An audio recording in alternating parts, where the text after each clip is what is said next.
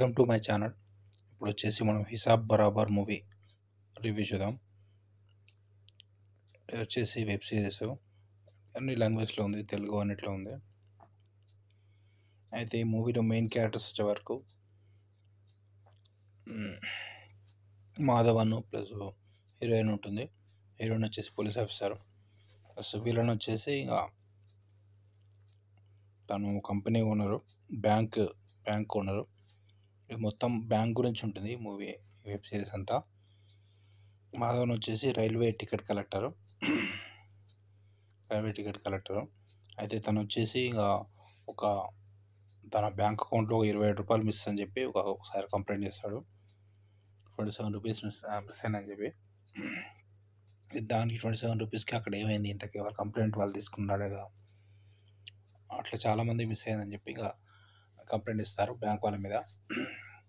దాని గురించి ఉంటుంది మూవీ అంతా. ఒకసారి తను మిస్ అయితే దానికి వచ్చేసి టీవీ గిఫ్ట్గా ఇస్తారు, వాళ్ళది తప్పని చెప్పి. అయితే మాధవన్ అప్పటికే వదిలేడు.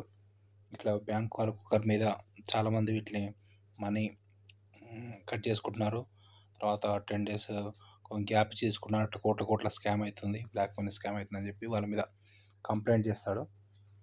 అప్పుడు ఇంత రిటర్న్గా ఏమైంది, ఇంతకీ తన మీద పూర్తి ప్రెషర్ చాలా పడుతుంది మాధవన్ మీద. తన జాబ్ పోతుంది, తనకు కూడా చాలా చేస్తుంటారు. క్లైమాక్స్కి ఇంతకీ ఏమైంది, మాధవన్కి సపోర్టర్గా వచ్చారా లేదా, బ్యాంక్ ఓనర్కి తనకి ఏమైంది ఏంటి అంతా. ఇది ఎకానమీ ఉంటుంది మూవీ అంతా.